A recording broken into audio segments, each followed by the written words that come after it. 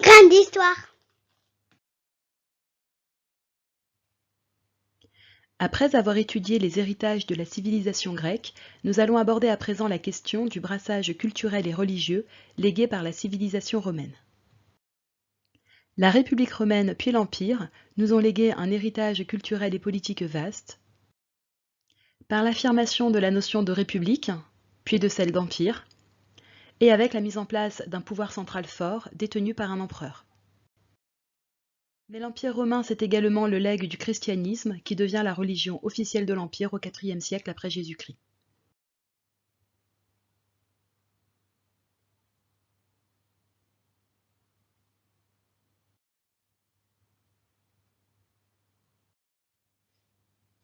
Des traces archéologiques remontant au 8e siècle avant Jésus-Christ ont été découvertes sur le site de Rome. On y retrouve notamment des cabanes de bergers. Au 6e siècle, Rome est dirigée par des rois étrusques. Ils sont à l'origine de l'édification de sites urbains tels que le mur de Servius Tullius ou la Cloaca Maxima, c'est-à-dire des égouts. Ainsi, bien que les Romains fassent remonter leurs origines aux héros Énée fuyant Troie, au dieu Mars et aux jumeaux Romulus et Rémus, Rome est au 6e siècle avant Jésus-Christ une monarchie dirigée par des rois étrusques. Rome devient une république en 509 avant Jésus-Christ. Les citoyens exercent désormais le pouvoir sans roi. Toutefois, il s'agit d'une république oligarchique, car les patriciens, c'est-à-dire l'élite des citoyens romains, exercent l'essentiel du pouvoir, bien qu'ils ne représentent que 5% de la population. Ils sont en effet les instigateurs du passage d'une monarchie à une république. A l'inverse, les plébéiens représentent 95% de la population. Ce sont des citoyens romains libres, mais en marge de l'exercice du pouvoir. Par ailleurs, une séparation sociale nette existe entre ces deux groupes de population. Les institutions romaines se créent progressivement. Les patriciens créent d'abord le Sénat, un groupe de 300 membres élus, ainsi que 2 consuls pour diriger l'armée.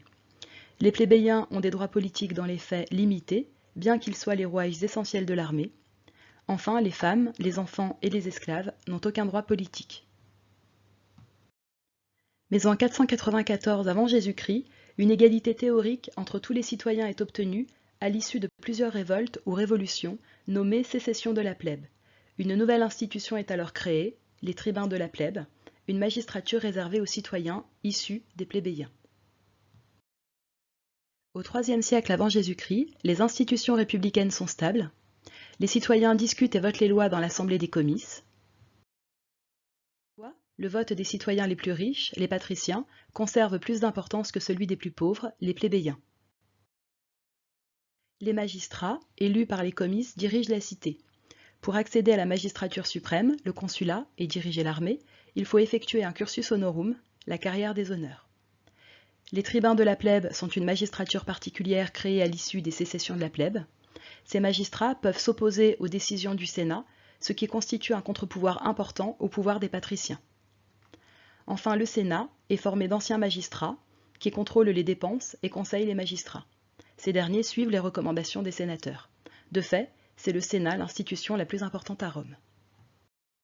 Entre le IIIe et le 1er siècle avant Jésus-Christ, Rome étend tout d'abord sa domination sur le Latium, puis sur l'ensemble de l'Italie. Elle entre alors en conflit avec Carthage, lors de 3 guerres puniques que Rome remporte, ce qui lui permet de contrôler l'Afrique du Nord. La domination romaine s'étend ensuite en Gaule, sous l'influence du général Jules César. En 52 avant Jésus-Christ, le chef gaulois Vercingétorix dépose les armes. À la fin du 1er siècle, Rome étend sa domination sur la Bretagne, sous l'influence du général Agricola. Enfin, elle étend sa domination maximale durant le règne de Trajan, au début du 2e siècle. La formation d'un empire méditerranéen débute donc durant la période républicaine et se poursuit durant l'époque impériale. La formation d'un empire romain méditerranéen est à l'origine d'une crise de la République. Les conquêtes entraînent d'abord une crise agraire, avec la confiscation des terres par les citoyens les plus riches, tandis que les citoyens soldats, partis combattre, se voient progressivement dépossédés de leurs terres. L'apport massif d'esclaves entraîne la paupérisation des artisans dans les villes. Enfin, la compétition entre les généraux romains multiplie les crises politiques. Au milieu du 1er siècle, Pompée s'affirme comme un général d'importance après ses nombreuses victoires en Orient et après avoir mis fin à une sédition en Hispanie. Le général Crassus s'affirme après avoir maté la dernière grande révolte d'esclaves menée par Spartacus. Enfin, Jules César affirme son importance en achevant la conquête de la Gaule. Les trois hommes forment alors un triumvirat, c'est-à-dire une alliance politique pour diriger Rome, mais celle-ci prend fin avec la mort de Crassus. Pompée et César s'affrontent alors pour le contrôle de Rome. César l'emporte et se fait nommer dictateur à vie. Mais il se fait assassiner en 44 avant Jésus-Christ par des sénateurs républicains qui craignent le rétablissement de la monarchie. À la mort de Jules César, les guerres civiles se poursuivent entre les partisans d'Octave, fils adoptif de César, et Marc-Antoine, général et ancien compagnon d'armes de César. Ce dernier est vaincu à Actium en 31 avant Jésus-Christ. Devenu seul maître à Rome, Octave fonde un nouveau régime, le Principat.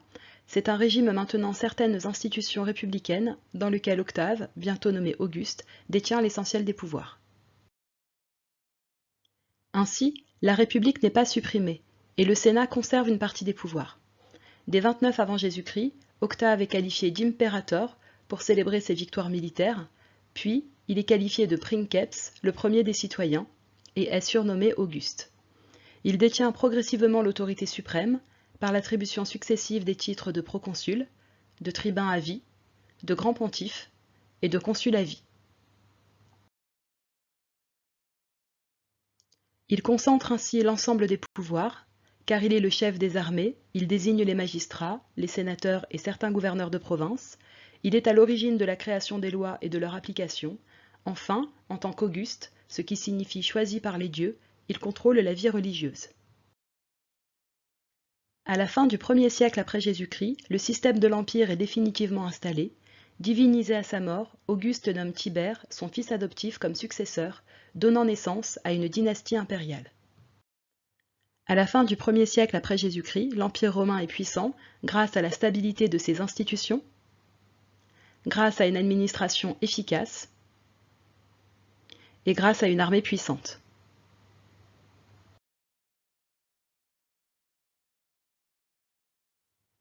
Au 1er et 2e siècle après Jésus-Christ, l'Empire romain connaît une période de stabilité et de prospérité économique, nommée la Pax Romana, grâce à la sécurisation des frontières. Le limes, une ligne de fortification, matérialisée ou non, défendue par des troupes romaines dans les zones particulièrement instables. Le développement du commerce, favorisé par la stabilité politique, assure la prospérité de l'Empire. Ces échanges, favorisés par l'édification des voies romaines, mettent en contact les différentes provinces de l'Empire, mais également l'Empire romain avec l'Afrique subsaharienne et l'Afrique orientale. L'Empire est divisé en provinces sous l'autorité de gouverneurs nommés par l'empereur pour les provinces impériales ou par le Sénat pour les provinces sénatoriales. Une large autonomie est laissée aux autorités locales à condition de payer de lourds impôts et de respecter le culte impérial. Le culte impérial permet d'honorer les qualités de l'empereur en exercice et d'honorer les empereurs morts divinisés. Cette pratique s'inscrit dans le cadre d'une religion romaine publique qui s'ajoute aux pratiques privées. Le culte impérial joue un rôle fondamental dans la romanisation des territoires conquis. Ainsi, l'édification de temples et de monuments en l'honneur de la famille impériale par des dirigeants des cités locales montre l'attachement à l'Empire, attachement qui peut être récompensé par l'obtention de la citoyenneté romaine. Rome constitue le centre et le cœur de l'Empire. Elle est la vitrine de la civilisation romaine. Elle constitue un modèle architectural et culturel pour l'ensemble des villes des provinces de l'Empire. Rome constitue un modèle de magnificence grâce aux nombreux travaux d'Auguste, qui veut faire de la capitale le creuset de toutes les civilisations méditerranéennes. C'est pourquoi il part les grands monuments construits en marbre de statues grecques et d'obélisques égyptiens. Plusieurs vestiges témoignent de cette romanisation de l'Empire. Dans les provinces, l'intégration au monde romain se fait par l'adoption d'une culture romaine, se manifestant par l'adoption du mode de vie romain, par le port de la toge ou l'adoption de la langue latine, par l'adoption des lieux de sociabilité et des bâtiments caractéristiques du mode de vie romain, tels que les thermes, le forum ou le colisée, et enfin par la pratique du culte impérial.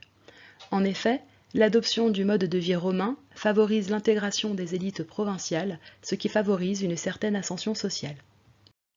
L'obtention de la citoyenneté romaine permet d'obtenir un statut juridique particulier, des droits et des devoirs vis-à-vis de la communauté civique par le biais du droit romain. Être citoyen romain, c'est avoir le droit de porter la tria nomina, avoir le droit d'acheter et de vendre des propriétés agricoles en territoire romain, c'est avoir le droit de plaider en justice, avoir le droit de porter la toge, d'épouser une fille de citoyen romain et d'établir un testament et de pouvoir hériter. La progressive diffusion de la citoyenneté romaine entraîne l'adoption d'une loi écrite, alors que la plupart des populations non romaines considèrent le droit comme oral et coutumier. Ainsi, l'acquisition de la citoyenneté romaine constitue un puissant facteur de progression sociale dans un empire socialement très hiérarchisé. Jusqu'au IIIe siècle, il existe une citoyenneté romaine complète et une citoyenneté romaine incomplète, tandis que les cités pérégrines ne bénéficient pas de la citoyenneté romaine. Mais en 212, l'empereur Caracalla octroie la citoyenneté à l'ensemble des hommes libres de l'Empire, ce qui constitue un puissant facteur d'unification. Seuls les esclaves et les femmes restent étrangers à cette citoyenneté. Toutefois, la romanisation de l'Empire est à relativiser, car elle n'implique pas la disparition des cultures locales. Le latin se diffuse dans l'Empire, mais les populations continuent de faire usage des différentes langues locales. Les populations respectent le culte impérial, du moins en apparence, mais conservent leurs cultes locaux. Parfois, un syncrétisme religieux se forme, comme en témoigne ce linceul égyptien. Des cultes orientaux, originaires d'Égypte ou d'Asie mineure, mais encore de Perse, se propagent jusqu'à Rome. Ces multiples formes de syncrétisme religieux sont possibles car la majeure partie des habitants de l'Empire sont polythéistes. Les pratiques religieuses sont assez semblables, sacrifices d'animaux, organisation de banquets, et le culte impérial, qui honore les empereurs après leur mort, s'inscrit dans ces pratiques quotidiennes. Par ailleurs, la romanisation est moins marquée dans les campagnes que dans les villes, et elle est moins marquée en Orient, où la civilisation urbaine est ancienne, et où la culture et la langue grecque se maintiennent. Enfin, la romanisation est moins prégnante chez les minorités juives et chrétiennes. Le refus de pratiquer publiquement le culte impérial constitue une remise en cause de l'autorité romaine. Les minorités juives sont réprimées à l'issue de la grande révolte contre la présence romaine à partir de 66 après Jésus-Christ. Les minorités juives sont défaites et le temple de Jérusalem est détruit. De nombreux juifs quittent alors Jérusalem. C'est le dernier soulèvement des juifs en tant que nation contre les Romains.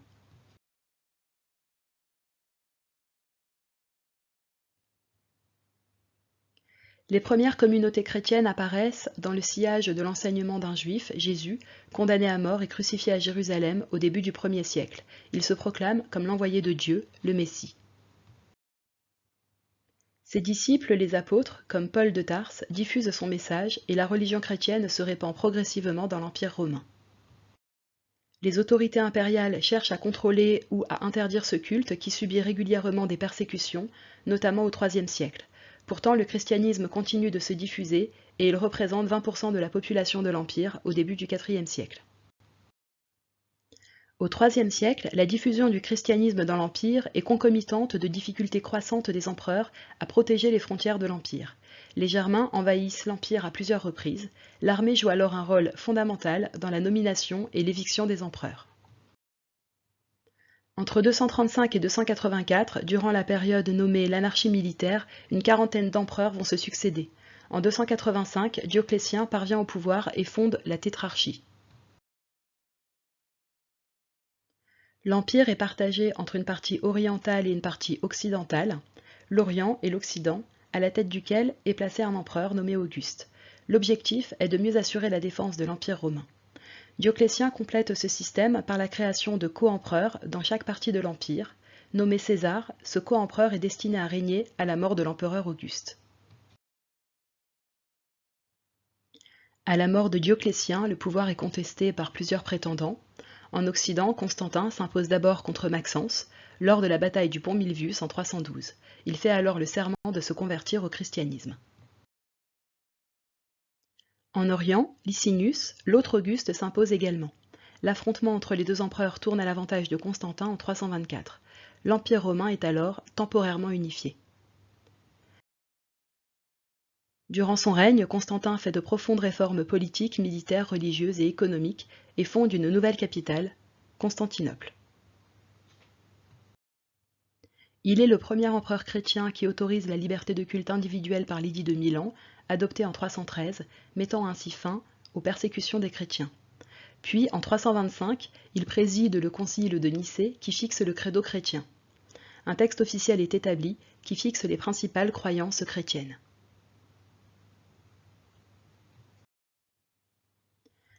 Après la légalisation du culte chrétien, en 380, l'empereur Théodose interdit les sacrifices et la pratique des autres religions. Il ordonne la transformation des temples en églises et fait du christianisme la religion officielle de l'Empire. Entre le IIIe et le IVe siècle, l'Église chrétienne se structure, partagée entre un clergé séculier et un clergé régulier. Au sein du clergé séculier, le prêtre dirige le culte dans une paroisse. Son supérieur, l'évêque, dirige la communauté chrétienne d'un diocèse. Au sein du clergé régulier, les moines et moniales suivent une règle religieuse très stricte, à l'écart des laïcs, et les abbés ou abbesses les dirigent. Le rôle du pape se renforce progressivement. À la fin du IVe siècle, le christianisme s'est installé comme fondement de l'unité du monde romain en Orient et en Occident. En 395, l'Empire romain est à nouveau divisé par Théodose, sous la pression constante des barbares, des peuples germaniques installés aux frontières et chargés de les défendre. L'Empire romain devient alors militairement dépendant de ses troupes.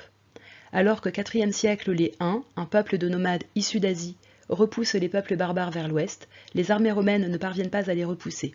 Rome est mise à sac par les Goths en 410, puis par les Vandales en 455.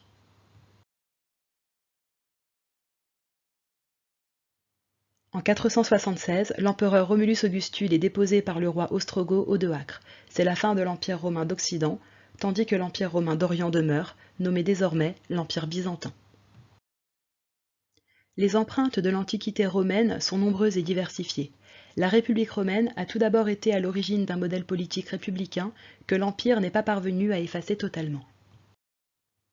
Puis, à partir du 1er siècle, les empereurs romains ont imposé le modèle d'un État fort et centralisé et relativement uni autour d'une religion commune, le christianisme, modèle dont nous sommes les héritiers. N'oublie pas de t'abonner.